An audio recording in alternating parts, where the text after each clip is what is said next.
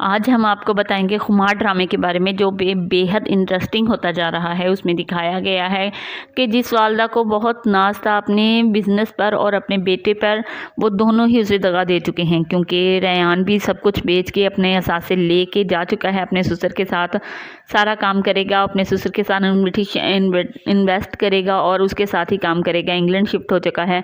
और दूसरी तरफ आप देखेंगे कि बहुत सारा बिजनेस डूब चुका है। बिजनेस जो बचा है उसको भी खतरा है। और बेटी की शादी भी बहुत अमीर लोगों में रखती है, और वो भी लालच से भरे हुए लोग हैं। कभी कुछ मांग रहे हैं, कभी बड़ी गाड़ी और कभी अपार्टमेंट मांग रहे हैं।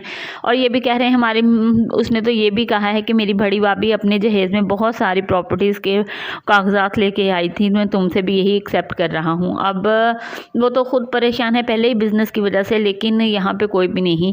उसको जब वो जाने लगता है रेयान, तब उसको बहुत रोकती है उसकी बहन तो, लेकिन फायज़ जब उसका हाथ पकड़ लेता है, उसको पीछे कर लेता है, तो वो चला जाता है, क्योंकि वो जाना चाहता है, वो नहीं रुकना चाहता अपनी बहन की शादी पर भी।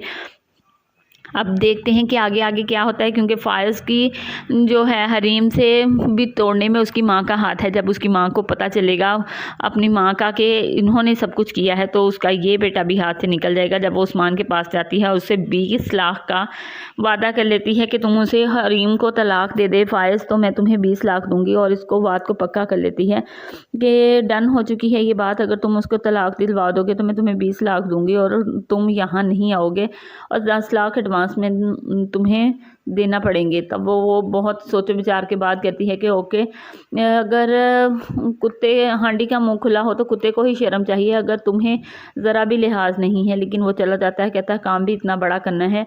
अब देखते हैं कि क्या फायज़ जो है उस्मान के कहने पर तलाक दे देगा। जो उस्मान के पास सबूत है उनकी वजह से वो उसके तलाक दे सकता है या नहीं।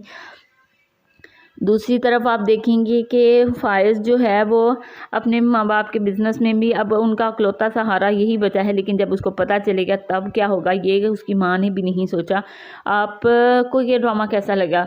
आप इस ड्रामे की स्टोरी को किस तरह से अच्छी लग रही है या कि नहीं? आप कमेंट बॉक्स में अपनी ख्यालात का इजहार ज़रूर कीजिएगा।